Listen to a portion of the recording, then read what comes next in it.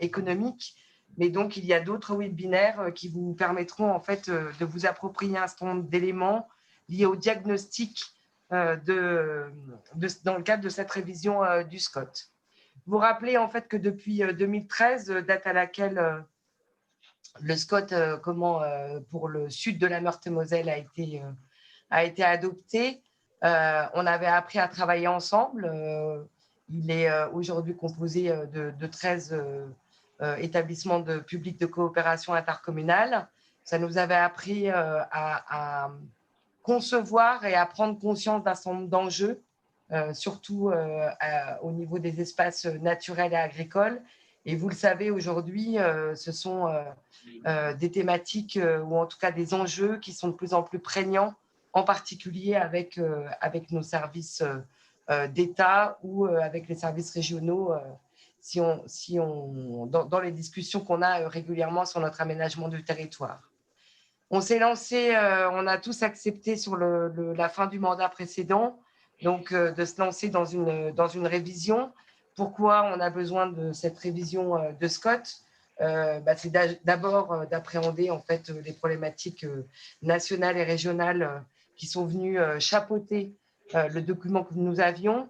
Et puis, fort de l'expérience de ce premier document, on sait tous qu'on a besoin aussi de l'amender, de le faire évoluer pour répondre aux problématiques que nous avons au quotidien, en particulier dans nos plans locaux d'urbanisme ou dans nos plans d'urbanisme intercommunal. Je ne vous détaille pas comment vous aurez forcément le document. Hein, donc, évidemment, on révise un SCOT pour un ensemble d'interrogations. Et puis, on le fait évidemment dans le cadre d'une co-construction, puisque ça n'aurait pas de sens d'imaginer en fait cette révision du document si on ne le partageait pas et si on ne s'assurerait pas tout au long en fait, de la démarche qu'on est sur les bons objectifs partagés avec un certain nombre de personnes publiques associées. Je ne vous les cite pas, vous les connaissez, mais également avec nos habitants, nos citoyens, nos concitoyens, nos usagers, qui sont en réalité le prolongement de nous-mêmes en tant qu'élus. Et donc, il est important à un moment donné de bien s'assurer de la bonne compréhension des objectifs qu'on se donne dans le cadre d'un aménagement du territoire comme celui-ci. Le calendrier, il est serré. On l'a voulu ainsi tous ensemble. Donc, on va aussi s'assurer tous ensemble qu'on arrive à le tenir. Donc, si on s'est engagé dans la révision fin 2019, nous voilà déjà fin 2020 avec l'année qu'on a connue un petit peu particulière, où donc il y a toute une série, il y a 5 webinaires qui sont proposés et qui vont nous permettre de s'approprier tous ensemble en fait le diagnostic qui a été réalisé par Scalen pour s'assurer en fait qu'on part sur des bons éléments de compréhension, permettre également à l'ensemble de nos élus communautaires et municipaux de comprendre en fait pourquoi on va avoir besoin d'eux tout au long de la démarche. Et donc, n'hésitez pas à les inciter à s'inscrire et à partager en fait ces webinaires avec nous. Un autre élément, tout au long du processus, on a fait le choix d'avoir un outil qui s'appelle Carto Débat, qui permet tout au long du processus de poser des questions, faire valoir une position un petit peu particulière, en tout cas ne jamais hésiter à partager et à communiquer sur cet outil de Carto Débat. Donc, je vais vous laisser partager ce moment autour de l'économie sur la base d'un certain nombre de questionnements qui vont permettre tout au long de ce webinaire, mais plus dans le temps, de les avoir en tête, puisqu'il faudra à un moment donné qu'on arrive à y répondre et à trouver des consensus pour nous permettre en fait de partager cette révision et de maintenir le calendrier qu'on s'est posé. Je vous rappelle que si on ne tient pas le calendrier, on aura forcément à un moment donné des difficultés dans le cadre des lancements de plans locaux d'urbanisme, qu'ils soient à l'échelle intercommunale ou qu'ils soient à l'échelle communale, puisque dans la hiérarchie, le fait d'avoir un SCOT approuvé évite de revenir à discuter avec les services régionaux ou les services de l'État pour faire comprendre en fait les objectifs que c'est donné à un territoire. Donc voilà, je vous souhaite un bon webinaire. Je ne peux malheureusement pas y participer ce matin, mais j'aurai sûrement l'occasion de vous retrouver dans d'autres moments de partage. Bonne matinée.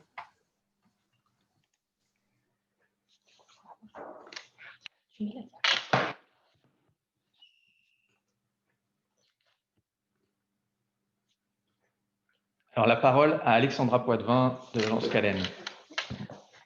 Est-ce que j'ai tout allumé? Micro, caméra, c'est tout bon. Bonjour à toutes et tous. Effectivement, donc, je suis Alexandra Poitvin, directrice du pôle planification et projet à l'agence Scalen, et je serai l'animatrice de ce webinaire consacré à l'économie, à l'aménagement commercial, artisanal et au foncier économique. Je vais peut-être retirer mon masque si ça ne vous embête pas, parce qu'en fait, on partage la même pièce et je pense que ça sera plus facile pour tout le monde. Donc, je suis accompagnée de mes collègues, donc Erwan Bernardet, directeur du pôle développement économique, Cyril Thierry, chargé de développement économique, et Damien Vargenot, chargé de mission économie et grand territoire. Donc, dans une première séquence, Erwan Bernardet vous dressera un portrait économique du territoire Sud 54 et nous expliquera les grandes tendances à l'œuvre, quelle a été la trajectoire du Sud 54 ces dernières années. Donc, en gros, c'est ça, c'est-à-dire d'où nous venons, où nous en sommes et vers quoi allons-nous. Dans une seconde séquence, Damien Vargenot évoquera le foncier économique. Il nous présentera un état des lieux de l'offre foncière à vocation économique et nous expliquera quelle est la demande des entreprises locales et celle extérieure au territoire Sud 54. Et dans une dernière séquence, Cyril Thierry présentera un portrait de l'offre commerciale dans le territoire Sud 54 et de la demande des ménages, et puis vous exposera les mutations à l'œuvre et les premiers impacts de la crise sanitaire que nous connaissons actuellement. Donc, après chacune de ces séquences de présentation par l'agence Scalen, nous vous proposerons de répondre à quelques questions que vous pouvez nous poser par chat, et les collaborateurs de la multipôle en feront une sélection, les transmettront de manière à ce que je puisse les poser donc, à mes collègues pour qu'ils y répondent. Et bien évidemment, les vice-présidents en charge du développement économique pourront compléter et intervenir à leur guise s'ils le souhaitent. Je vous propose de commencer par la première séquence présentée par Erwan Bernardet. Erwan, je te laisse faire le partage d'écran pour cette première séquence. Oui, bonjour à tous. La technique devrait… Voilà, pense que vous voyez tous mon écran. Voilà. Et pour débuter cette présentation, je te propose de nous dresser un premier portrait économique du territoire et nous expliquer quelle est sa situation en 2020. Oui, merci Alexandra, bonjour à tous. Alors, c'est une gageure, en 20 minutes, vous faire le portrait économique du Sud 54, mais on va s'attacher aux grands traits, aux grandes tendances, bien entendu, sur ce territoire. Bon, d'abord, l'idée, c'est évidemment de comprendre les fondamentaux. Et puis aussi de préciser avant tout que le SCOT n'est pas directement un outil de développement économique, même s'il a vocation à organiser certaines de ses conditions, et notamment dans sa déclinaison spatiale, puisqu'on verra effectivement qu'on a deux focus sur le foncier économique et sur le commerce. Alors, les politiques publiques en matière de développement économique sont essentiellement portées par la région, sur l'accompagnement même des entreprises et des stratégies de filière. Pour autant, bon, effectivement, le SCOT a vocation à amener de la cohérence dans ses déclinaisons locales et de pouvoir aussi accompagner un certain nombre de stratégies portées par les EPCI, puisque c'est le binôme avec la région qui s'occupe du développement économique. Alors, la difficulté aujourd'hui, c'est fait effectivement de concilier à la fois des impératifs de court terme, mais aussi des objectifs de plus long terme, notamment liés à un certain nombre de transitions, dont on aura peut-être l'occasion de parler. Et aujourd'hui, l'exercice lié dans le cadre de la pandémie nous a fait prendre conscience effectivement que la flexibilité de l'économie doit nous, je dirais, nous faire réfléchir sur aussi les modalités d'adaptation des politiques publiques face à des chocs que nous n'avions pas prévus. Alors, je vais commencer donc ce portrait. D'abord, je dirais pour quantifier finalement ce que c'est l'économie aujourd'hui sur notre territoire. Ce sont, on analyse l'économie dans sa dimension la plus générale, donc, à la fois l'économie des entreprises, le privé, j'allais dire, mais aussi toute la sphère publique et tous les employeurs publics, associatifs, petites entreprises aussi, et grandes entreprises. Donc tout ça fait 44 000 établissements aujourd'hui. Ce sont 9 entreprises sur 10 qui ont moins de 10 salariés. Ce n'est pas, je dirais, un profil particulier du territoire. D'une manière générale, tous les territoires, évidemment, ont une grande part de petites entreprises, de TPE. Ce qu'il faut savoir, c'est que dans ce territoire, la particularité, c'est peut-être la faiblesse de la présence des grandes entreprises. Il y en a quelques-unes. Bon, la plus grande entreprise industrielle est Saint-Gobain. Il y a aussi de belles ETI, des entreprises de taille intermédiaire qui sont entre 300 et 600 salariés. Mais c'est une faiblesse et nous verrons pourquoi, parce que ces entreprises-là, ce sont aujourd'hui en France les moteurs d'innovation. C'est celles qui emploient, celles qui ont des emplois qualifiés aussi et qui sont des forces motrices à la fois pour la sous-traitance, mais aussi pour la recherche et développement et les services B2B. Alors, un établissement sur deux aujourd'hui est présent dans la métropole, avec évidemment un maillage dans tous les autres territoires, sur généralement plutôt un tissu de PME, TPE. Alors, concernant l'emploi, on a une économie, alors 220 000 emplois, hein, à la fois emplois publics et emplois privés. Les grands employeurs publics, on les connaît, hein, ce sont le CHU, la métropole, l'université, le département, par exemple. L'essentiel de cet emploi aujourd'hui sur le Sud 54 est dominé par le secteur tertiaire. Donc 8 emplois sur 10 hein, relèvent de l'économie tertiaire, essentiellement dans les services marchands, alors qui sont évidemment le commerce, la logistique, les services aux entreprises, pour faire simple, et puis aussi les services non marchands, tout ce qui est action sociale, enseignement, administration publique, qui pèsent aujourd'hui 40% de l'emploi sur notre territoire. Et en matière de concentration de l'emploi, la métropole concentre 6 emplois sur 10. Nous verrons par la suite que cette concentration, effectivement, est de plus en plus importante depuis quelques années. Alors, pour, je dirais, avoir un regard particulier sur l'économie avec un autre angle, on a fait le choix aussi de vous présenter l'économie sous 2 angles, l'angle du secteur présentiel et du secteur productif. En fait, ces 2 secteurs, ce sont les secteurs, je dirais, les 2 piliers de l'économie d'un territoire. Le secteur présentiel, qui pèse de 71% de l'emploi, ce sont tous les biens et services à destination de la population du territoire, avec le commerce, l'artisanat, les services à la personne, les activités de BTP, la santé notamment, l'administration publique. Tout ça relève de la sphère présentielle, donc liée à la présence d'habitants sur le territoire. Alors, c'est un socle particulièrement important dans la mesure où, derrière, c'est ce qui permet finalement de se protéger, entre guillemets, en partie, des aléas, des chocs conjoncturels liés, je dirais, à l'évolution de l'économie mondiale, notamment, pour lequel le secteur productif est particulièrement exposé lui-même. Alors lui, il représente 30%, un peu moins de 30% de l'économie. Il regroupe majoritairement l'industrie, tous les services logistiques et tous les services aux entreprises. Et ce secteur productif est important pour plusieurs raisons. La première, c'est qu'aujourd'hui, en moyenne en France, il génère un emploi productif, ou un emploi industriel plus particulièrement, génère 3 emplois de service.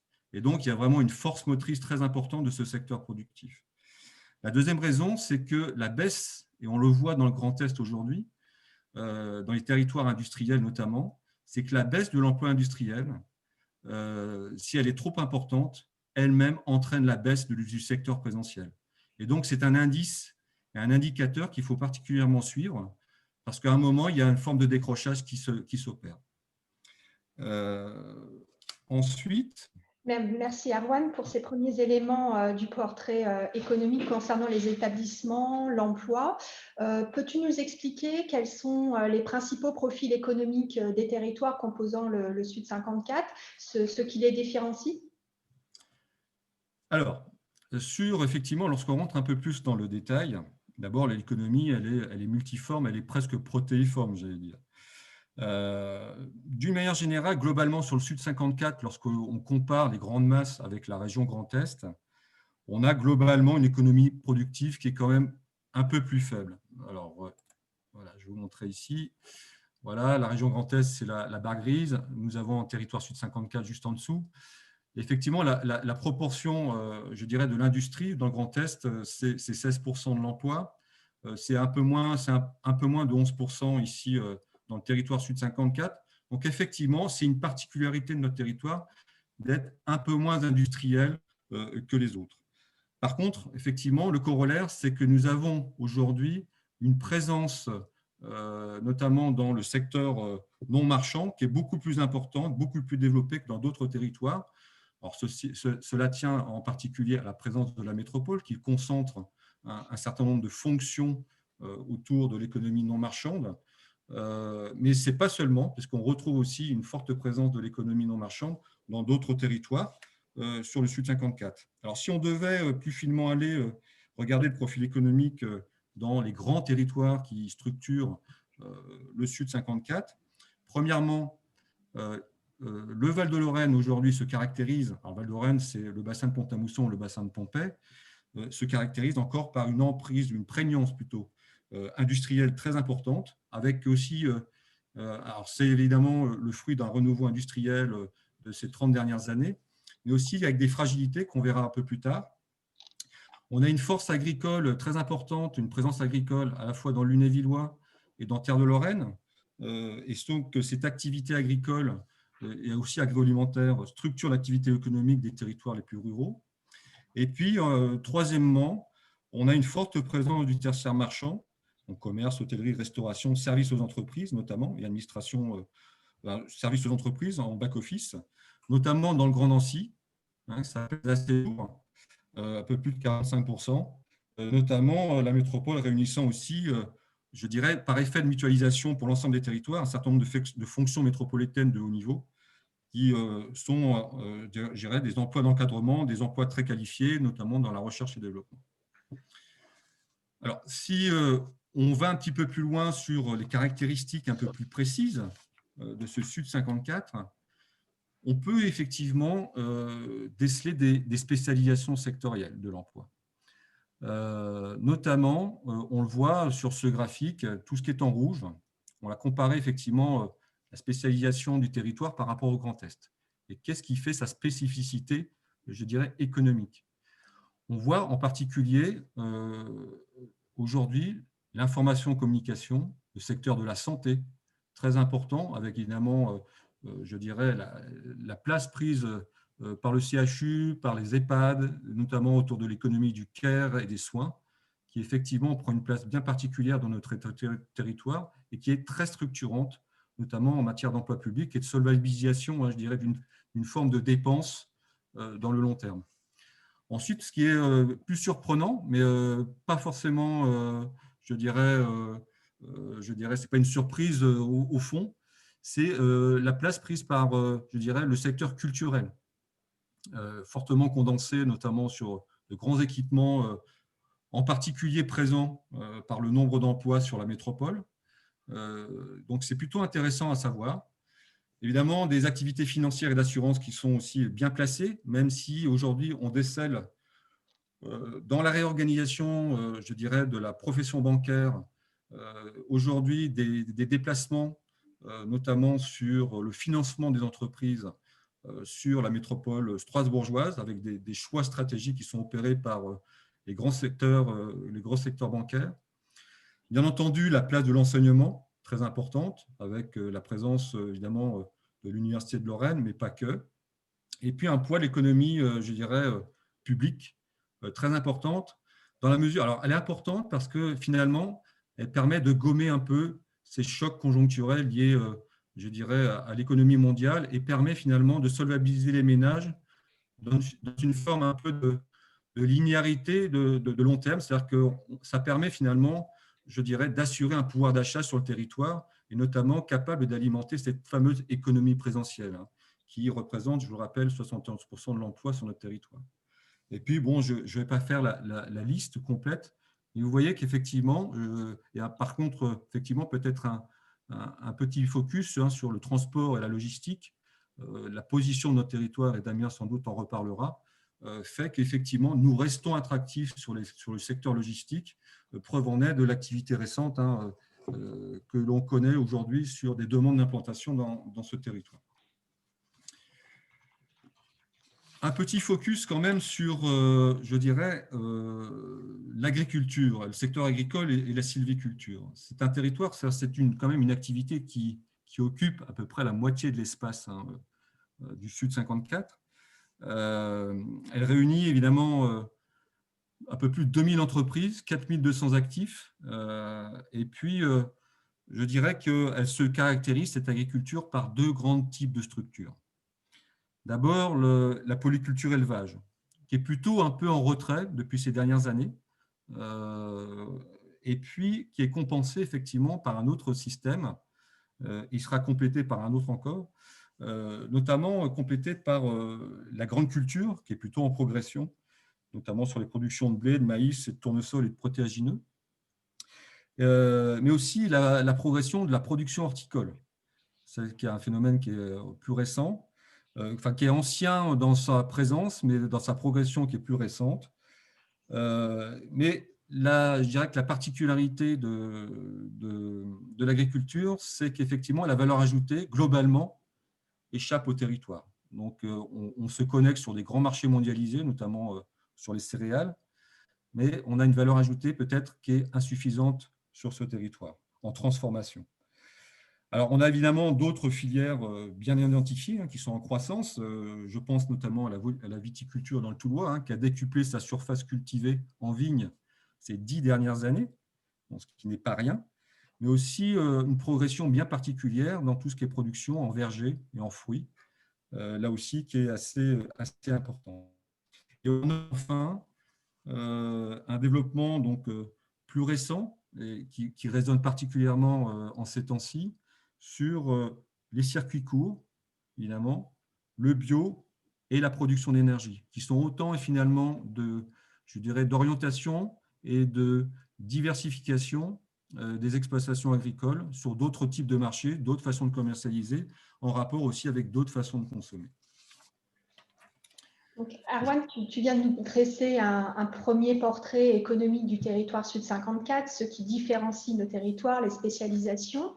Je me rappelle, en 2010, à l'époque du premier diagnostic, le territoire bénéficiait déjà d'une économie diversifiée, mais il présentait un certain nombre de signes de fragilité.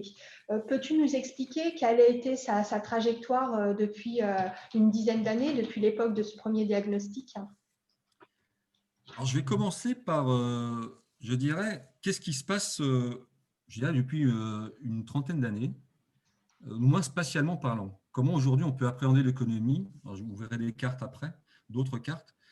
Mais grosso modo, on a fait le choix de vous montrer finalement quelle était, je dirais, l'intégration économique de ce territoire, les interdépendances des territoires et jusqu'où ça allait.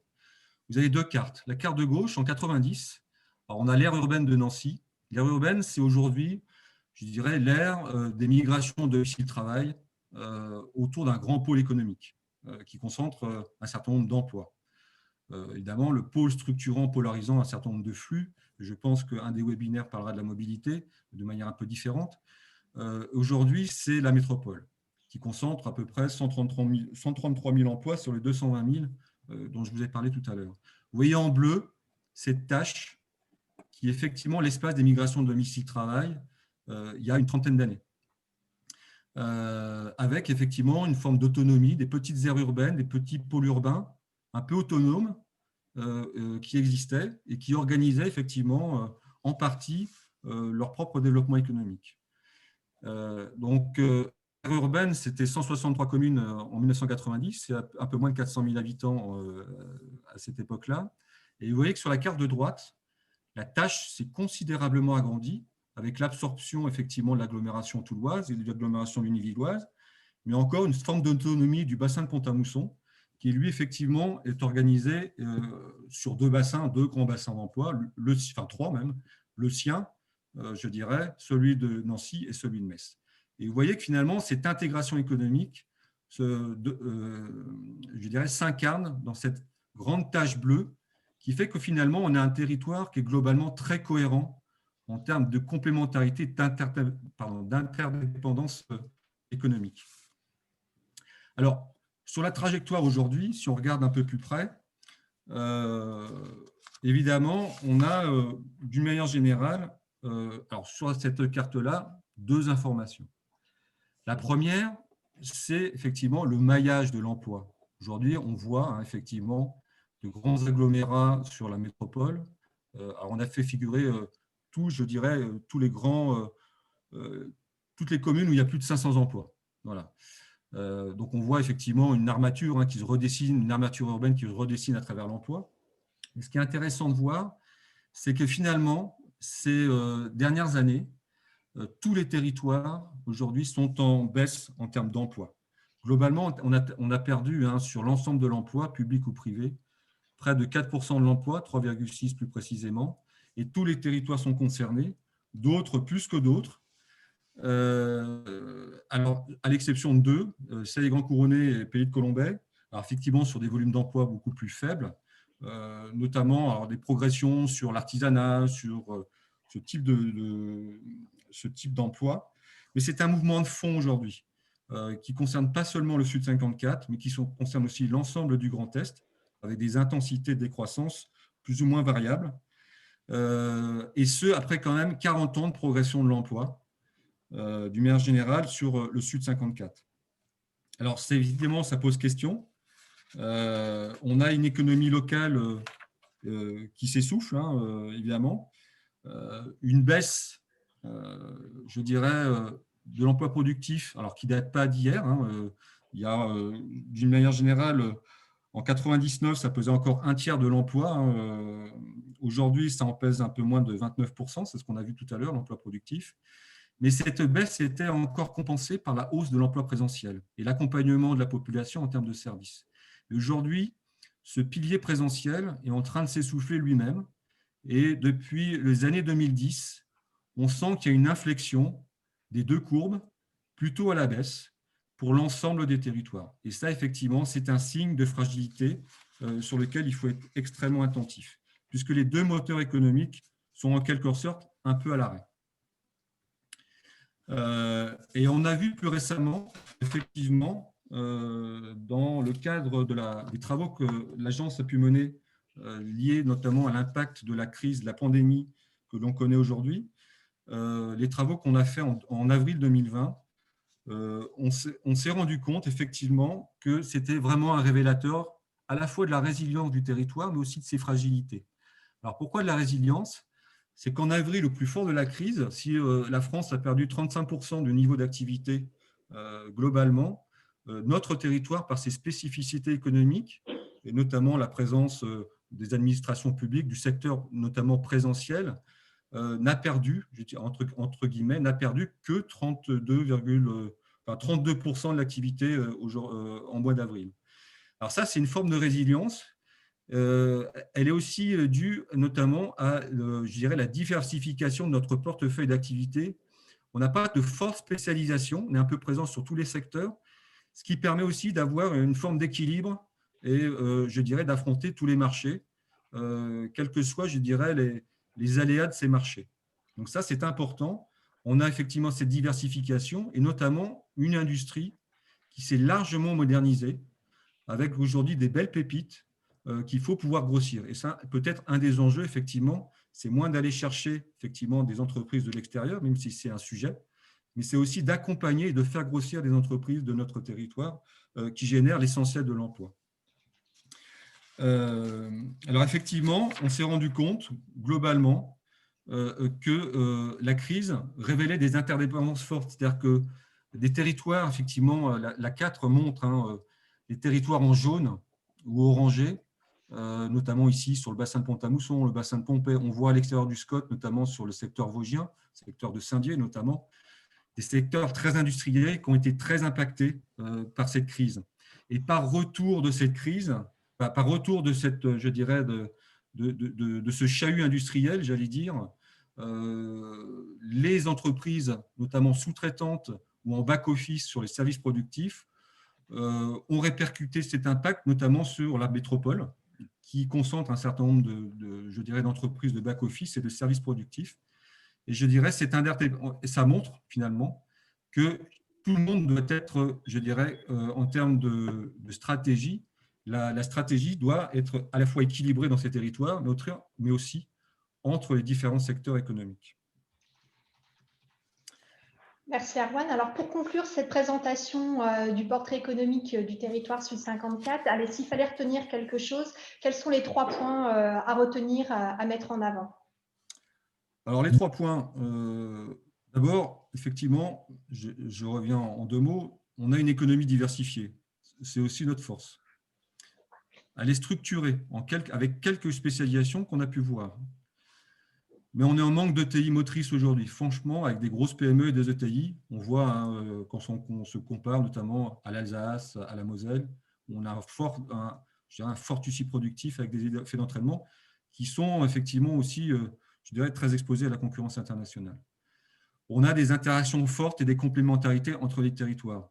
Et ce territoire, effectivement, dans sa forme d'intégration économique, est une chance si on peut effectivement aujourd'hui mutualiser un certain nombre de leviers d'action à la bonne échelle pour pouvoir accompagner le tissu économique. Et puis, ce qu'il faut retenir, c'est effectivement, on a quand même, et c'est ce qu'il faut, je dirais, mettre en warning, j'allais dire, on a une érosion de la dynamique économique et de l'emploi.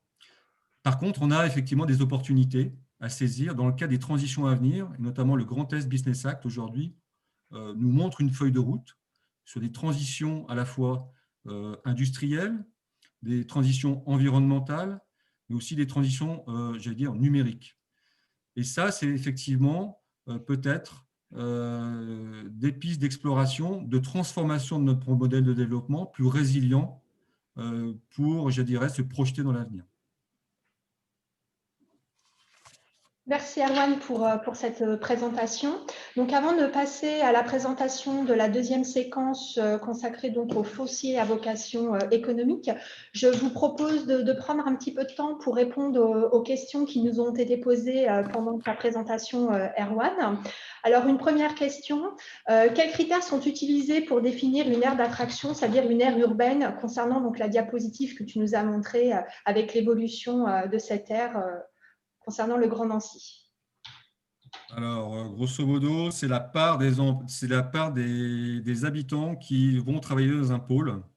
Bon, je ne rentre pas dans les détails, mais le seuil était à 40%, je crois, dans la dernière définition. Je ne sais plus s'il est encore celui-ci. Mais grosso modo, c'est la part des habitants d'une commune qui travaillent sur un pôle principal.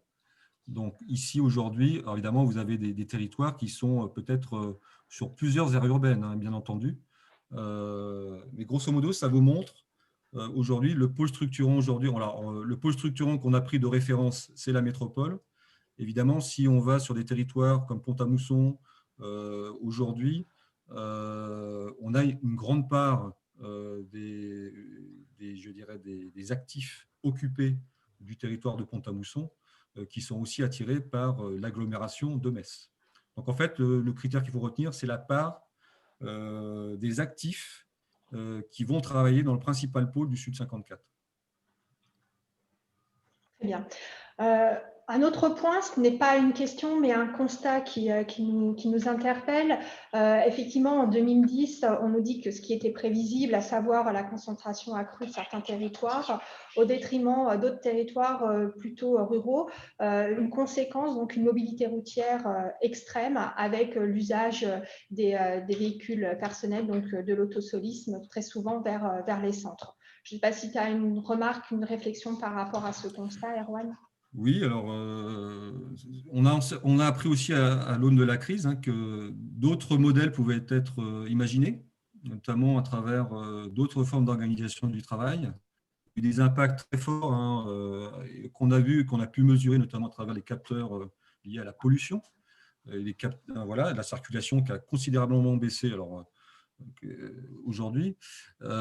Et ça pourra effectivement avoir des impacts en termes de politique publique, notamment sur le transport, à la fois sur des infrastructures capacitaires, notamment le ferroviaire, je pense au ferroviaire, mais aussi je dirais, à réinventer dans des tiers-lieux, dans d'autres lieux, effectivement, je dirais, une présence des actifs, au moins partielle, lorsqu'ils sont en télétravail, ils peuvent rester dans leur territoire de résidence, et puis de temps en temps venir je dirais, sur leur lieu de travail habituel.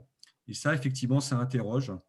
Mais je pense qu'effectivement, aujourd'hui, on est encore dans cette concentration avec des mobilités qui vont avec, effectivement. Deux autres questions avant de laisser la parole à Fabrice Chartreux. La première, la transition écologique, selon toi, est-elle un levier pour dynamiser le secteur économique?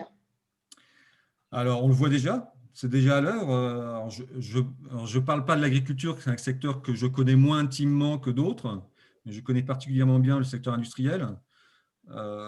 Aujourd'hui, le pli est pris. Les grandes entreprises industrielles sur notre territoire ont fait cette démarche. Pour l'exemple que vous connaissez peut-être tous, c'est Sequence, sur je dirais, sa bascule. Alors, Sequence, entreprise industrielle, anciennement Novacarb, à la Neuville, qui aujourd'hui est en train de faire sa mue environnementale pour rester compétitive tout en préservant l'emploi à la fois sur des marchés très concurrentiels, y compris au sein du groupe. Et donc aujourd'hui, cette mue environnementale, c'est aussi un facteur de compétitivité, c'est des savoir-faire nouveaux, c'est des filières locales mobilisées. Et donc effectivement, elle est déjà à l'œuvre, elle devrait s'accélérer. Et c'est un très gros levier aujourd'hui, notamment, je pense aussi, sur l'économie circulaire, sur l'économie industrielle territoriale, où là, effectivement, il y a de gros leviers sur ce champ-là. Alors, dernière question, les nouvelles organisations du travail auront-elles un impact significatif sur les mobilités domicile-travail, sur les aires d'attractivité, sur le bassin? Notamment au télétravail avec le webinaire. Alors aujourd'hui, pour le dire, on n'a pas suffisamment de recul, puisqu'on apprend des choses à l'aune de cette fameuse crise pandémique. Je pense qu'il y aura effectivement, alors il y a eu un balancier qui est allé parce qu'il a fallu s'organiser très rapidement et sous des contraintes sanitaires fortes. Nous verrons, il y aura sans doute une queue de comète par rapport à ça. Il y aura effectivement, on voit bien qu'un certain nombre d'employeurs aujourd'hui commencent déjà à y réfléchir, de gros employeurs même, alors que ce soit dans le public ou dans le privé. Donc il faudra s'attendre effectivement à quelques mouvements de ce côté-là. Je pense que le présentiel sera encore, je dirais la règle, d'une manière générale, et qu'on pourra organiser de manière plus ponctuelle, effectivement, du travail délocalisé, entre guillemets, à la fois chez soi, mais aussi dans des lieux de travail communs sur les territoires, qu'ils soient ruraux, périurbains ou urbains d'ailleurs, et notamment, je pense à la fibre qui arrive évidemment à très grande vitesse d'ici 2023. Normalement, le territoire est entièrement bouclé, qui pourrait effectivement faciliter les choses dans une forme d'un peu de révolution numérique et managériale notamment. Très bien. Je vais laisser la parole à Fabrice Chartreux, s'il peut prendre la main en activant son micro et sa caméra. Merci. Oui, très bien. Je mets la caméra et ça devrait être tout bon. Okay. Bonjour à toutes et à tous. Merci Erwan pour cette présentation qui est très précise. J'ai plus des questions plutôt que des informations à faire sur ce qui a été présenté là. Concernant effectivement l'étude qui a été faite par rapport à l'impact sanitaire qui a été faite, je suis un peu surpris par les résultats, dans la mesure où nous, je parle sur mon territoire, qui est le territoire terre-touloise, où il y a effectivement une multitude d'entreprises. On les a régulièrement en ligne et puis tout, on ne ressent pas cette baisse d'activité, encore moins la fragilisation des entreprises. Donc ça sera intéressant de savoir comment a été faite cette étude. Il y a un terme qui m'a un peu dérangé, mais c'est sur le plan de l'humour, quand on commence à me dire que la métropole absorbe les territoires voisins. Il faut faire attention aux choses de dire. On n'a jamais, avant que la métropole absorbe le Toulois, il se passera un peu de temps sur le plan économique.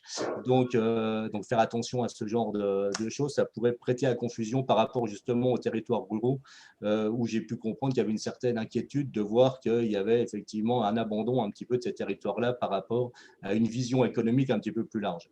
Ça, c'était un petit peu l'anecdote, mais sur le plan, je veux dire maintenant, purement économique, je pense que dans cette période de crise sanitaire, la chance d'avoir des territoires avec des PME, avec des entreprises de moins de 50 salariés, permet justement d'avoir cette flexibilité et cette souplesse de réaction et de pouvoir justement trouver rapidement les solutions pour justement ne pas perdre trop d'emplois pendant cette crise sanitaire. Ensuite, concernant le fait de faire venir des industries, on sait très bien que la Lorraine n'a pas su à un moment donné prendre le tournant industriel. Dès que la sidérurgie et les mines ont été terminées, on n'a malheureusement pas su prendre le virage qui est fait. Il y a un très bel exemple cependant, c'est le bassin de Pompée, où on s'aperçoit effectivement qu'il était dépendante à 100% de la sidérurgie à un moment donné, et on voit comment le bassin de Pompée, Val-de-Lorraine, a réussi à réagir en faisant venir des belles entreprises et des belles structures.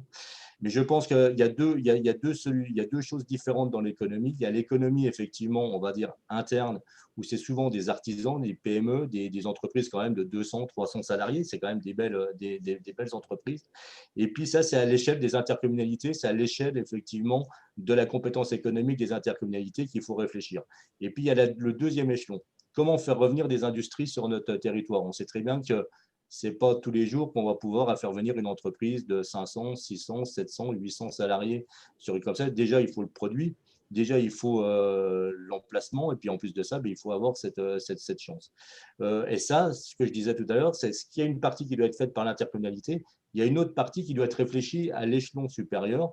Alors, on sait qu'à la date d'aujourd'hui, le tuteur des EPCI, c'est la région. Mais entre la région et l'EPCI, je suis persuadé qu'il doit y avoir une strate qui permet justement d'avoir cette réflexion. Et c'est pour ça qu'il y a une grosse réflexion actuellement sur l'agence de développement commune à l'échelle du sud lorrain pour savoir comment justement avoir une vraie réflexion sur comment attirer les entreprises un petit peu plus grosses sur notre territoire. On l'a vu, je pense qu'on l'a tous connu à des dates un petit peu différentes. Nous, on a connu en 2008 la fermeture de Kléber, ce que les Hauts-de-France rencontrent aujourd'hui avec Brickeston. C'est tout de suite 800 salariés qui quittent une région, un territoire du jour au lendemain. Donc, le pouvoir s'asseoir sur une économie de PME qui font dans tous les domaines. Erwan, tu l'avais bien dit, on a quasiment tous les domaines qui sont représentés sur ce maillage. Donc, il faut s'appuyer sur cette force de territoire pour pouvoir ensuite aller chercher, peut-être s'organiser pour aller chercher une industrie un peu plus importante. Voilà, ça, c'est un peu ma vision, des choses. Faire attention également, on parlait de l'agriculture, faire attention également justement à l'utilisation de la terre agricole. Faire de l'économie, c'est bien, mais il ne faut pas oublier que pour que l'être humain puisse vivre, il faut qu'il puisse manger. Pour pouvoir manger, généralement, c'est quand même l'agriculture qui le permet de le faire. Et donc, dans cette réflexion du SCOT et dans la réflexion sur le plan économique, je pense qu'il ne faudra pas oublier non plus à garder ça en mémoire, qu'il faut faire attention de ne pas trop industrialiser, artificialiser, je veux dire, les terres agricoles. Donc, les territoires qui sont peut-être un petit peu plus à l'écart sur le plan économique, je pense, auront un jeu très important à faire dans les années à venir sur le plan agricole et sur le plan des nouvelles technologies. Voilà, rapidement ce que je voulais dire. Un grand merci à la participation de tout le monde et de l'excellent travail qui a été fait sur la présentation de cette réunion. Et ensuite, je laisserai Claude, mon binôme au niveau de l'éco concernant la multipôle, dire un mot également. Merci à vous. Je vous propose d'aborder la deuxième séquence de ce webinaire concernant le foncier à vocation économique, présenté par Damien Vargenot. Damien, je te laisse faire le partage d'écran, s'il te plaît.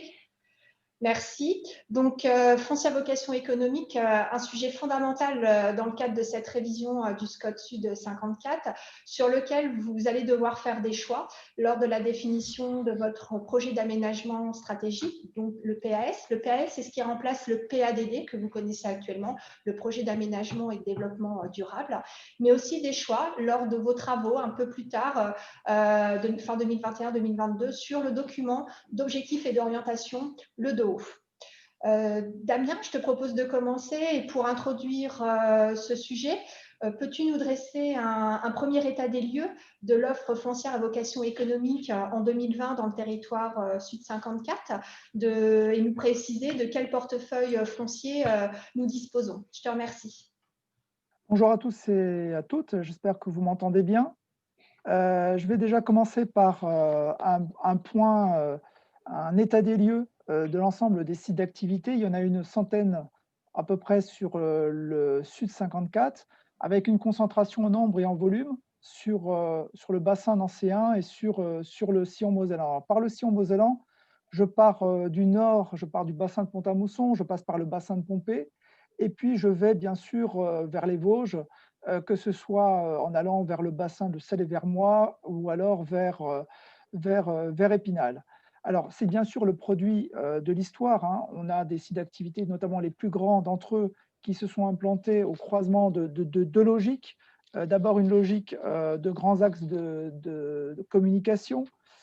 On peut voir ici le long de la 31, bien sûr, avec un prolongement vers la nationale 57 vers Épinal, ou bien la nationale 59 et vers Saint-Dié et vers Sarrebourg avec la nationale 4. La nationale 4, on la retrouve avec la 31. Et vous voyez, c'est quand même assez frappant de voir la répartition effectivement des sites d'activité économique les plus grands.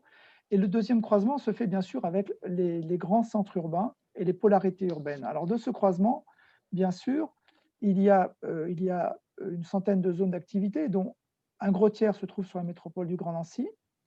Ça correspond à peu près à un peu plus de 3000 hectares de sites d'activité qui existent, dont autour de 43% dans le Grand Nancy. Mais on a aussi, bien sûr, des sites qui sont en cours de création et des sites qui sont en cours de réflexion. Ce que je crois important de retenir aussi, c'est que la plupart des sites qui sont au stade de la réflexion sont plutôt dans une logique d'extension de zone. Il y a peu de création ex nihilo de zones, notamment de zones artisanales. J'ai mentionné celle chère au président de Sailly Grand Couronné, Claude Thomas. Je pense qu'il y a ici, au sein de l'Interco, une réflexion, par exemple, sur une création de zones artisanales nouvelles à Bouxières, aux Chênes. Alors, quand on regarde où se trouvent ces disponibilités foncières, eh bien, on voit que sur l'ensemble des sites d'activité, on a déjà les 3/4 de ces surfaces qui sont déjà occupées. On a heureusement, dans le quart qui reste, de la disponibilité, qui soit à court, moyen et long terme. Très concrètement, dans l'année, dans les 2 ans, entre 2 et 5 ans. Et puis après, on a aussi quelques réserves foncières, ce qu'on peut considérer aujourd'hui comme des fonciers où il n'y a aucune démarche réglementaire ou administrative ou aucun classement, ou s'il y a un classement dans un PLU ou un PLUI, eh bien, on est vraiment là sur de AUX, on va vraiment sur du très long terme. Ce qu'on peut se dire sur ces 500 hectares, c'est bien sûr ce qui importe, c'est de savoir où se trouve le stock disponible. Alors, tous les territoires ont des disponibilités. Le stock est principalement concentré sur le Grand Nancy et sur Terre Touloise. Il faut dire aussi que sur le Grand Nancy, on a bien sûr, avec quelques dizaines d'hectares sur pleine rive droite, des disponibilités, des potentialités, mais qui sont, eux, plutôt vers le moyen terme et le long terme. Sur Terre Touloise, on a toute la panoplie, toute la gamme de disponibilités foncières, court, moyen et long terme. J'ai mis en exergue ces 2 grands territoires parce qu'ils concentrent à eux deux seulement plus de la moitié des stocks. Merci. Oui, Alexandra? Oui, merci Damien. Excuse-moi, je n'avais pas remis mon micro et ma caméra. Merci. Donc, l'état des lieux de l'offre foncière à vocation économique que tu viens de nous présenter, si je ne me trompe pas, démontre une différence finalement entre les secteurs où les entreprises souhaitent s'implanter et ceux où il y a de la disponibilité foncière en nombre important. Pour préciser ce que tu viens de nous présenter et qualifier cette offre foncière à vocation économique, peux-tu nous expliquer si le territoire du Sud 54 est en mesure de répondre à la demande des entreprises locales avec les disponibilités foncières dont nous disposons à court, moyen et long terme pour accompagner leur développement économique? Et puis, dans un second temps, ce portefeuille foncier permet-il aussi de répondre aux demandes d'entreprises extérieures au territoire Sud 54? Est-ce que ces entreprises formulent la même demande que les entreprises locales en termes de foncier? Alors oui, alors si on regarde sur l'ensemble de ce portefeuille foncier, dans quelques minutes, je vous dirais qu'effectivement, il y a certains segments de ce portefeuille foncier, en fonction de la localisation recherchée par les entreprises, qui manquent ou qui sont en raréfaction. Et là, il y a un point de vigilance, puisque vous êtes en train de bâtir la nouvelle génération de Scott, il y aura un point de réflexion, de vigilance dans la réflexion, bien sûr, des élus, sur les segments ou les vocations des activités où il y a peut-être une pénurie ou un manque de foncier d'activité, sachant qu'on est toujours dans une logique d'économie et de sobriété foncière. Donc, il faudra articuler ces deux impératifs. Globalement, mais ça se trouve partout en France, hein, j'ai interrogé mes collègues des autres agences d'urbanisme, 90% des cessions sont effectuées par des entreprises du territoire. Alors, vous pouvez me dire, oui, mais c'est parce qu'on est le Sud 54. Non. Lorsqu'on est dans l'agglomération de Grenoble, nous avons à peu près aussi, là également, une très grande majorité de cessions qui sont effectuées par des entreprises du territoire. Alors, ce sont des entreprises du territoire qui se déplacent d'un territoire à l'autre, tout simplement parce que leur marché bouge, tout simplement aussi, et c'est vertueux, parce qu'elles développent leur activité, parce qu'elles ont besoin de se rapprocher également des centres de personnel, là où elles vont trouver un bassin d'emploi qualifié. Là aussi, ce qui est important, là où on va trouver également pour la mobilité des salariés, peut-être davantage de facilité. Et ces entreprises, elles ont aussi peut-être besoin de se développer, d'avoir un nouvel immobilier. Et donc, lorsqu'elles ne trouvent pas de foncier pour se développer, eh bien, elles peuvent aussi être locataires ou acheter déjà de l'immobilier de seconde main ou des programmes neufs. Donc, on a l'essentiel des cessions qui sont effectuées par des entreprises du territoire. Et puis, bien évidemment, heureusement, on a des implantations exogènes qui sont principalement d'entreprises de la grande région. Alors, pas grande région, j'entends la région Grand Est, notre nouvelle région depuis 2016, mais également des entreprises qui viennent du Luxembourg, de l'Allemagne ou d'autres régions périphériques à la région Grand Est, des régions métropolitaines périphériques. L'idée, c'est toujours, dans le cadre d'un déploiement commercial, de force de vente, de pouvoir s'implanter. On a plus rarement, il faut bien le dire, des implantations d'entreprises de production ou industrielles. Alors, je reviens en avant. Alors, on voit bien en fonction également, en fonction de l'évolution du profil économique du territoire, on a aussi une évolution et une tendance à la réduction de la taille des parcelles. C'est-à-dire qu'avant, on était sur des demandes, ces 15 dernières années, au début du SCOT, de la première génération de SCOT, globalement, on avait à peu près des demandes autour de 5000 m² pour la parcelle. Eh bien, ce qu'on s'est rendu compte, quel que soit le territoire du Sud 54, les demandes régulières ciblent davantage des plus petites parcelles, 1000 à 1500 m², et ce sont souvent là également des bâtiments artisanaux ou mixtes. C'est-à-dire qu'on a dans les mêmes bâtiments, pour le tertiaire ou pour l'activité, on a aussi une demande de mélange entre une superficie de vente, une superficie de production, une superficie d'accueil, un showroom, ou bien également un petit espace de bureau. Ce qui est nouveau aussi, mais ça c'est aussi lié à l'économie, c'est qu'on a une tendance au basculement par rapport au profil des demandeurs, de la demande. On a de plus en plus d'entreprises dans une logique patrimoniale qu'on comprend bien, et puis aussi parce que les taux d'intérêt jusqu'à présent étaient très bas, d'entreprises qui veulent acquérir leurs propres locaux. C'est peut-être pas vrai que lorsqu'on est un grand groupe, hein, où la propriété est une charge, elle est souvent délestée, déléguée, mais lorsqu'on est une plus petite entreprise, il y a cette tendance à vouloir construire pour soi-même en propre. Alors, bien sûr, les entreprises souhaitent s'implanter, se rapprocher. On l'a vu durant cette dernière génération de Scott, on va dire, vers les pôles urbains. Alors, un pôle urbain, moi j'ai un exemple très concret. Je sais que le président Arnoux nous écoute. On a des entreprises du secteur de la Vesouse qui se rapprochent de Badonvillers, par exemple, parce qu'il y a une zone d'activité des faïenceries qui a été reconvertie, qui est en train qui va accueillir des entreprises. Donc, on a quand même une concentration autour des pôles urbains. Mais là où il y a une très forte demande, je pense notamment sur le Toulois, tout le long du Sillon-Mosellan ou sur la métropole, il se peut également qu'il y ait une situation qui se tende, parce que comme ce sont les secteurs les plus demandés, forcément, il y a une mise en tension. On a aussi, alors la mise en tension, elle est à la fois quantitative, et le deuxième point sur lequel je voudrais insister, c'est aussi une demande qualitative. On a une problématique vraie pour les terrains de plus de 5000 m² qui réunissent certains critères.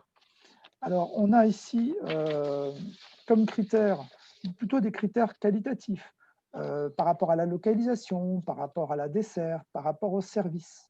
La desserte, c'est toujours un critère fondamental, mais de plus en plus, la notion de service est en train de monter. On a également plusieurs critères qui rentrent en jeu. La rareté des terrains, c'est celui de la localisation qui est très demandé, celui des coûts d'investissement. Lorsque la parcelle est nue ou bien est-ce qu'elle est déjà bâtie, quel est l'état de reprise du bâtiment, qu'est-ce qu'il va falloir mettre comme argent supplémentaire pour arriver à avoir un outil de production satisfaisante. Et puis on a la question de la baisse de la demande. Alors ça joue aussi sur les conditions de prix de cession et de terrain et de bâtiment. Il peut y avoir aussi ce qu'on appelle un dialogue compétitif entre les intercommunalités pour attirer justement les entreprises. Un point extrêmement important sur lequel je voudrais attirer votre attention, c'est que sur les grands terrains, les grands fonciers pour les vocations industrielles ou pour les vocations logistiques, là, quel que soit, je dirais, le secteur géographique du Sud 54, on a quand même une raréfaction de ces grands terrains à partir de 10 000 m², à partir de l'hectare jusqu'à 10 hectares. Lors de la dernière génération de Scott, il y avait encore ce type de foncier. Aujourd'hui, nous travaillons aussi avec la DTL, ici à Scalène, pour répondre au projet de la région sur un programme qui s'appelle Site industriel clé en main. Donc, clairement, si on veut des grandes parcelles, entre 5 et 10 hectares, avec un certain nombre, un cahier des charges extrêmement important. Il n'y a pas simplement que l'accessibilité, il y aura également la puissance électrique, est-ce qu'il y a ou non une station GNV, de l'hydrogène. Vous voyez, toutes ces questions liées à l'énergie, à la desserte, également liées aussi au réseau en très haut débit, par exemple, qui est aussi une autre demande de l'accessibilité. Eh bien, on se rend compte que par un effet également de cycle de marché, ces dernières années, on a eu, que ce soit sur le Lunévillois, sur l'Actipôle de Mondon, par exemple, que ce soit Poncel et Lunéville, ou bien maintenant, bientôt, à la Ronx, mais également le parc logistique Sud-Lorraine, l'ancienne zone industrielle, internationale Gondreville-Fontenoy, ou que ce soit sur la zone des Sables, ou que ce soit sur le bassin de Pompée.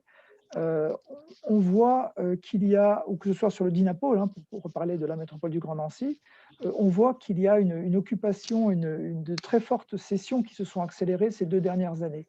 Donc, on voit bien que sur l'ensemble des vocations, ce que je voudrais dire, c'est qu'aujourd'hui, tous les territoires sont en mesure de répondre aux besoins fonciers provenant des demandes, on va dire, des petites entreprises artisanales, TPE et globalement PME. Mais dès qu'on est sur des segments lorsqu'on va accueillir une entreprise logistique, une grande entreprise industrielle, lorsqu'il y a quelques mois s'est posé la question d'attirer ou d'implanter un data center sur plusieurs sites, la métropole du Grand Nancy, mais également Terre de Lorraine, eh bien sûr, on est en concurrence avec d'autres territoires, mais on a de plus en plus de mal à pouvoir faire une offre qui soit qualifiée. Et puis, je terminerai par là, les entreprises sont effectivement de plus en plus exigeantes en termes de foncier, de qualité de foncier, avec tout ce que je vous disais sur les aménités. Il ne suffit plus d'être proche d'un aéroport, d'être proche d'une voie express, d'une grande route. Ça, je dirais que c'est un peu la condition sine qua non.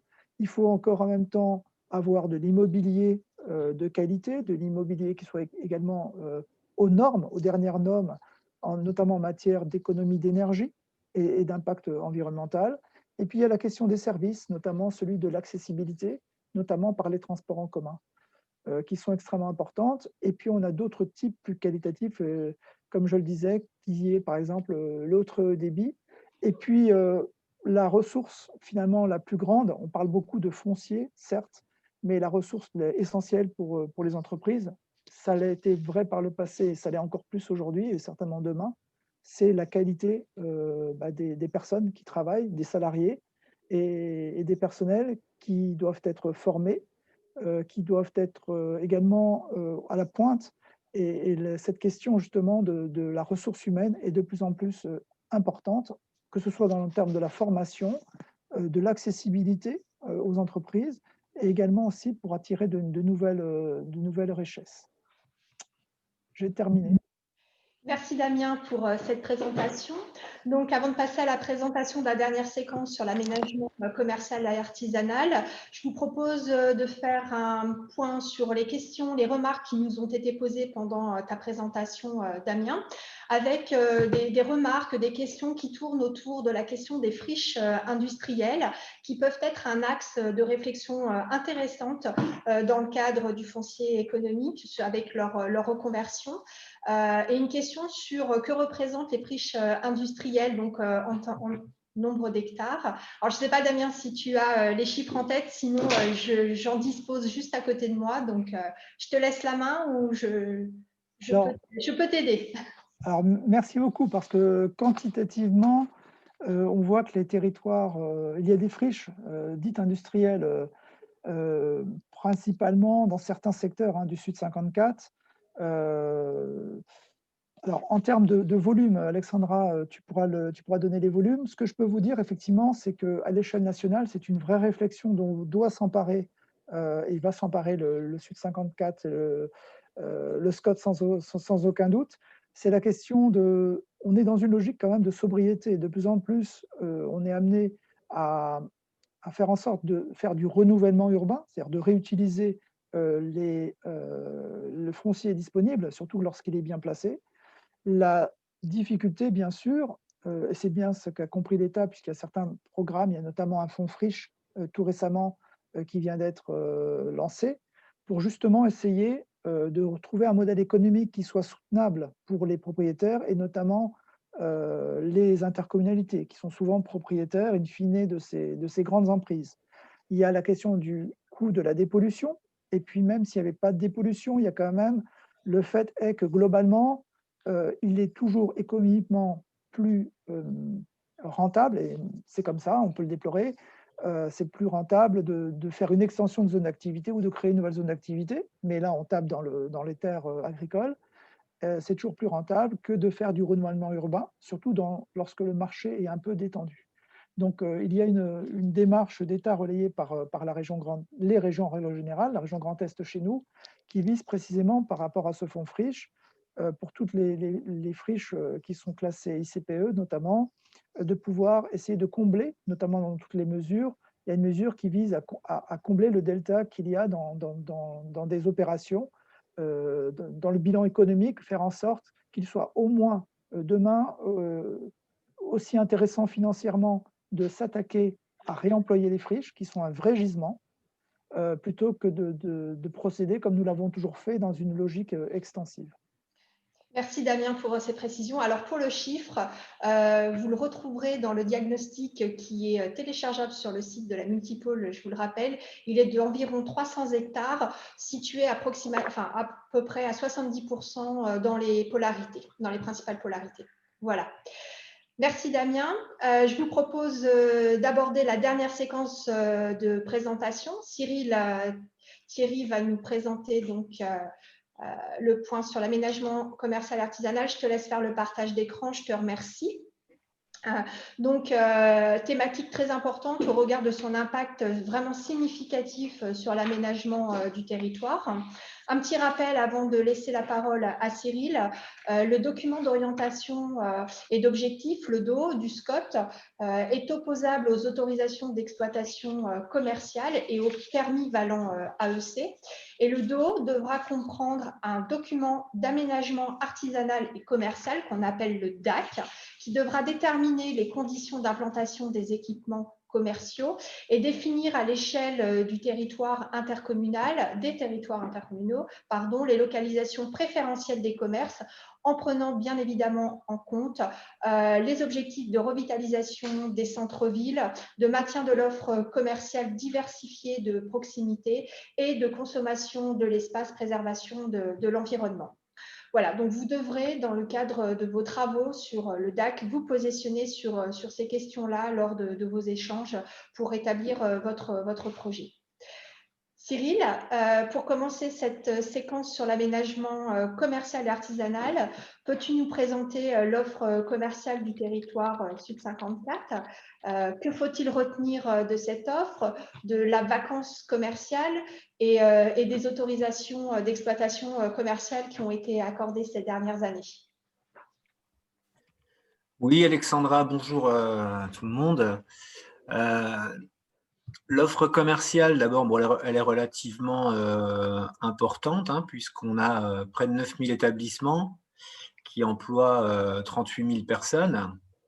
Donc, si on se réfère aux chiffres que nous a donné Erwan en introduction, on voit que c'est une part quand même importante de l'économie présentielle.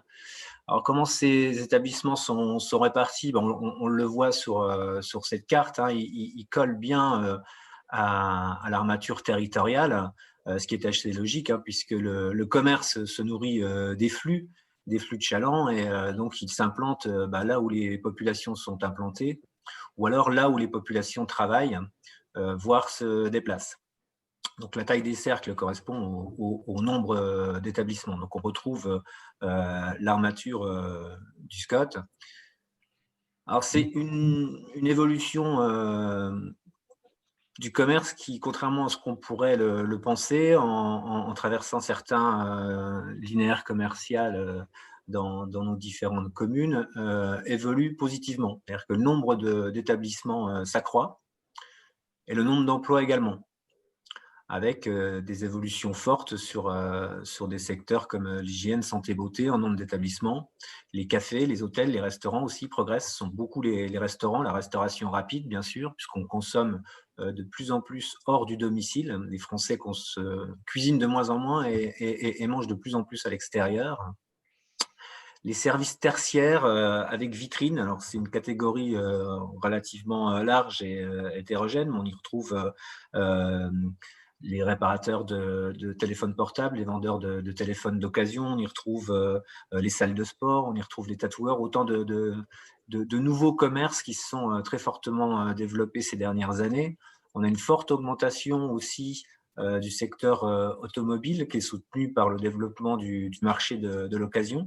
Donc, on a à la fois des gens qui se lancent dans le négoce de marché d'occasion et puis des garagistes indépendants qui profitent, à côté des réseaux de concessionnaires, de l'entretien que l'on doit faire de ces véhicules. Tout ça fait qu'on a une progression importante de l'ensemble.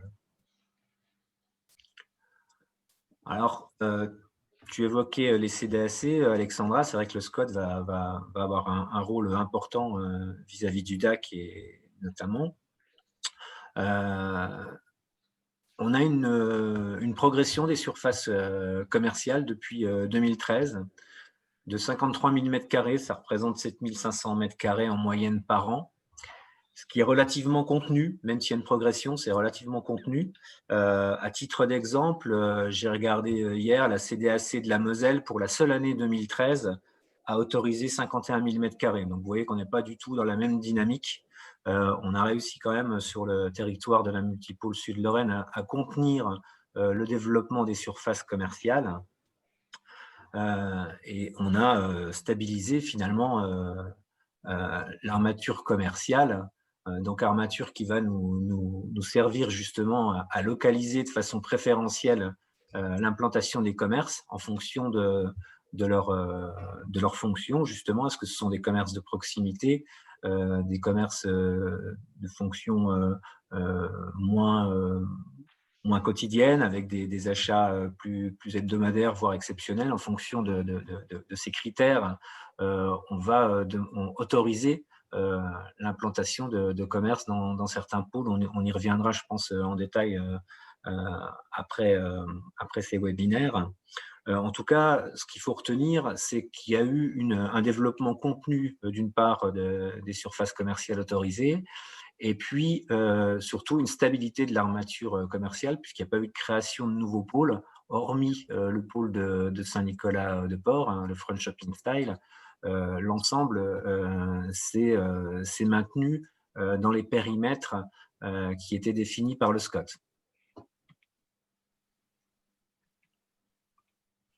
Alors, le corollaire de tout ça, c'est qu'on a maintenu une vacance commerciale. En tout cas, la vacance commerciale, elle progresse partout sur l'ensemble du territoire français. On n'est pas malheureusement à l'abri du phénomène.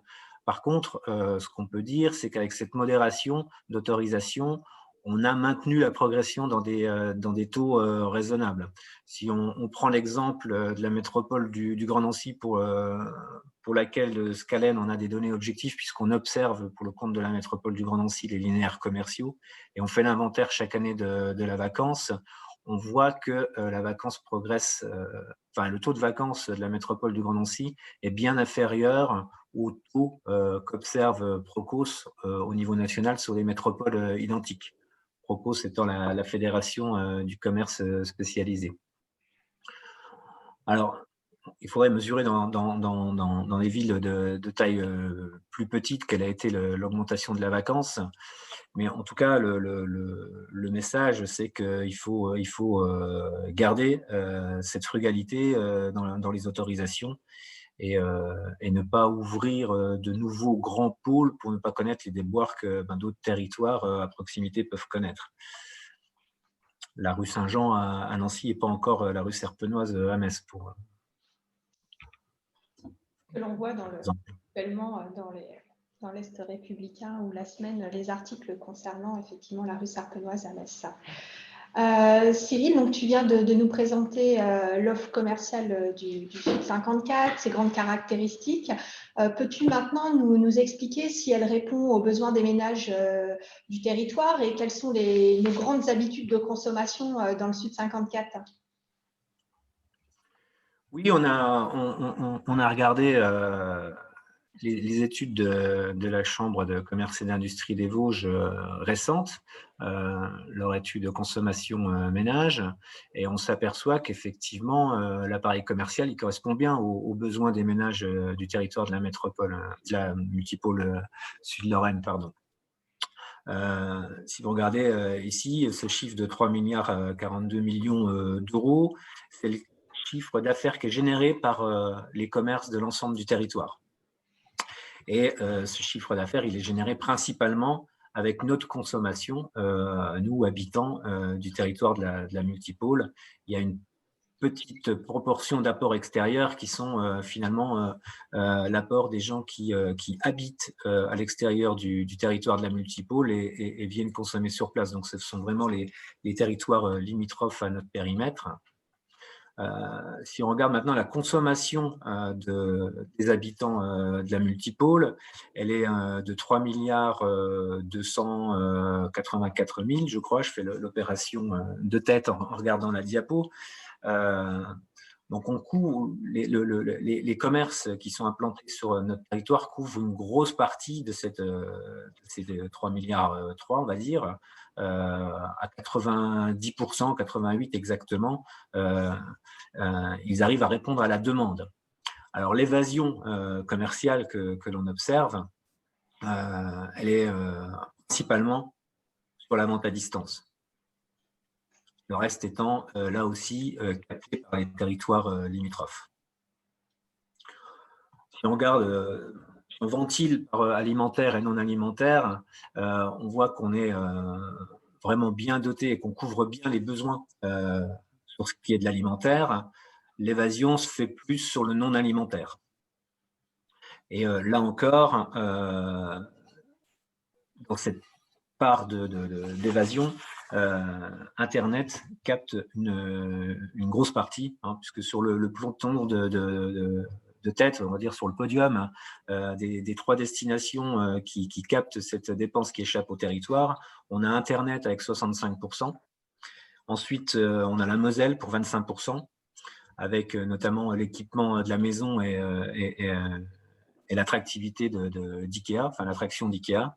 Et puis ensuite, on a les Vosges en 3e position avec 7% seulement de cette évasion commerciale. Donc on voit que vraiment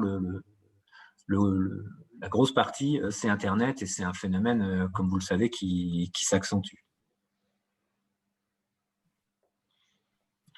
Alors si on regarde maintenant comment on dépense son argent sur le territoire et où est-ce qu'on le dépense, on voit qu'en ce qui concerne l'alimentaire, ce sont quand même les commerces de la grande distribution qui captent la majeure partie, hein, puisqu'ici on a 74% des dépenses en alimentaire qui sont captées par la grande distribution, plus le drive ici. Alors ça, ce sont des chiffres qui ont été qui sont issus d'une étude de fin 2019, donc on est avant la crise sanitaire. On verra tout à l'heure que les mutations à l'œuvre vont changer un petit peu ces scores, hein. Et puis sur le non alimentaire, là encore, on a beaucoup de grands magasins spécialisés qui captent les dépenses. Alors, entre 2013, le premier SCOT, et maintenant, il y a un petit glissement entre la part des hyper qui était supérieure, qui était proche des 50% en 2013, vers des commerces plus spécialisés, des petits magasins bio, de vrac, vers les commerçants non sédentaires des marchés, et puis vers la vente directe en exploitation. Merci, merci Cyril. Alors, je te propose la dernière question et puis d'avoir une réponse un petit peu plus rapide pour qu'on essaie de respecter les temps que nous sommes fixés pour ce webinaire. Donc, comme tu viens d'expliquer, nous savons qu'il y a de nombreuses mutations à l'œuvre depuis plusieurs années, notamment sur les évolutions des modes de consommation et plus précisément avec le développement du commerce en ligne. Dans le contexte de crise sanitaire que nous connaissons actuellement, ce poids du commerce en ligne dans la consommation a fortement augmenté. Avec les premiers éléments dont tu disposes, peux-tu nous expliquer quels sont les premiers impacts de cette crise sur les commerces? Alors, le trait le plus marquant, c'est l'essor du e-commerce, mais dans les produits de grande consommation. Vous l'avez vu, je vous l'ai montré, hein, c'était le e-commerce prenait surtout sur le non alimentaire. Là, la grosse différence avec la crise sanitaire, c'est que on a changé nos façons de faire nos courses, pour parler trivialement. Avant, on allait au supermarché, maintenant, on se fait livrer ou alors on passe au supermarché pour retirer son drive. Il y a vraiment eu un basculement d'une grande partie de la population vers ces modes de consommation.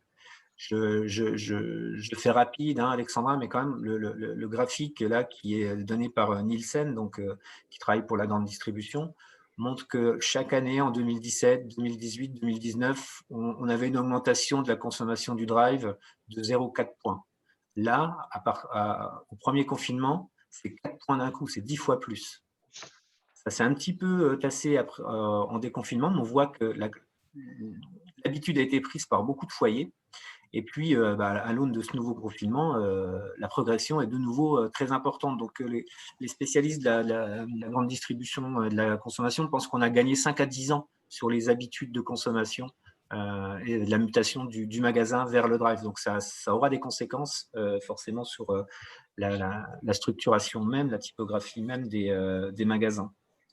Et puis, pour conclure, hein, je ne veux pas être trop long, mais les choses qu'on voit, alors qu'on n'a pas mesuré, nous, Scalen, mais que d'autres sont en train de mesurer, je vous le disais en préambule, le commerce s'installe là où les gens travaillent, là où les gens se déplacent. Il se trouve que les gens se déplacent moins et travaillent plus à domicile. On parlait tout à l'heure de télétravail. C'est une habitude, on sait, qui va s'installer. Il y a des accords qui sont signés au niveau national et on observe là depuis quelques semaines une baisse du chiffre d'affaires des grandes surfaces dans les métropoles au profit d'une augmentation de celles qui sont situées dans les villes de résidence des salariés. C'est de l'ordre de moins 15% pour les supermarchés, les hyper qui sont dans les grandes villes, à plus 15% pour les supérettes qui sont dans les communes de résidence. Donc ça, c'est un trait très marquant aussi, et ça aura forcément des impacts sur l'implantation du commerce demain. Donc il faudra qu'on tienne compte justement dans le DAC. Et puis le dernier point pour terminer, ce sera évidemment les questions de logistique urbaine. Comment on autorise, comment on encadre l'implantation des équipements pour la logistique, que ce soit les grands entrepôts comme pour les petits ou les drives piétons qu'on voit émerger un peu partout. Merci C'est un Cyril. grand trait les mutations à l'œuvre. Merci Cyril pour cette présentation. Nous avons quelques questions, quelques remarques qui nous ont été posées. Je pense que tes propos ont apporté des réponses aux participants qui nous les ont posées. Rassurez-vous, tous ceux qui nous écoutent et qui suivent ce webinaire, l'ensemble des questions ont été notées, ainsi que vos remarques, et les remarques seront prises en compte dans les travaux des élus du SCOT Sud 54. Pour conclure, je vous propose de laisser la parole à Claude Thomas. Peut-être a-t-il une intervention à faire? Alors oui, je veux bien dire un mot parce que je crois qu'on a à peu près respecté le timing qu'on avait prévu. Je voulais d'abord vous remercier pour la qualité des documents, la qualité de la présentation. En tout cas, on avait voulu au sein de la multipôle travailler en tout cas, on avait la volonté de webinaires pédagogiques. Voilà le premier. Je trouvais qu'il était fort intéressant. Merci aussi à tous les participants. Ce que je voulais dire sur le développement économique, si Fabrice vous a parlé tout à l'heure des entreprises et des grandes entreprises, en binôme avec lui, moi je travaille plus sur la question de la proximité peut-être, la question de la résilience. On en a beaucoup parlé, vous en avez beaucoup parlé. Je pense qu'il nous faudra réinventer sans doute ou continuer à inventer d'autres formes économiques, ou en tout cas s'y intéresser. C'est le pari aussi, je pense, d'un aménagement du territoire qu'on veut équilibrer et qui concerne autant les espaces urbains que les espaces les plus ruraux. Voilà ce que je voulais dire sur l'économie. Nos rencontres continuent puisque, comme vous le voyez, on a encore 4 webinaires qui sont prévus. Parlez-en autour de vous, élus, pour que d'autres nous rejoignent encore. Donc les 4 webinaires qui sont prévus pour le prochain, le mardi 8, avec autour des enjeux fonciers, le mercredi 9 autour de la transition écologique, le 15 autour de l'habitat et de l'urbanisme, enfin le 16 autour des mobilités. Odile Begormer en a parlé au début de la rencontre. Il y a une plateforme collaborative qui va être mise en place. Voilà, il nous faudra aussi y être attentif, collaborer et puis répondre. Voilà l'enjeu de cette révision du SCOT qui en tout cas, veut être la plus participative possible. Merci encore à toutes et à tous. Merci Claude Thomas, et j'aurai le plaisir également de vous retrouver pour les 4 autres webinaires en compagnie d'autres de mes collègues. Je vais laisser la parole à Thibaut Valois pour apporter des... Non, il n'y a pas de... Oui, des compléments. Enfin, simplement, voilà, vous donnez rendez-vous le 8 décembre. N'hésitez pas à nous faire remonter aussi les difficultés techniques éventuelles que vous auriez pu rencontrer sur la matinée. On essaiera justement d'améliorer les choses au fur et à mesure. Voilà, à très bientôt. Merci à tous. Merci, bonne journée à vous. Au revoir. Merci. Merci à vous.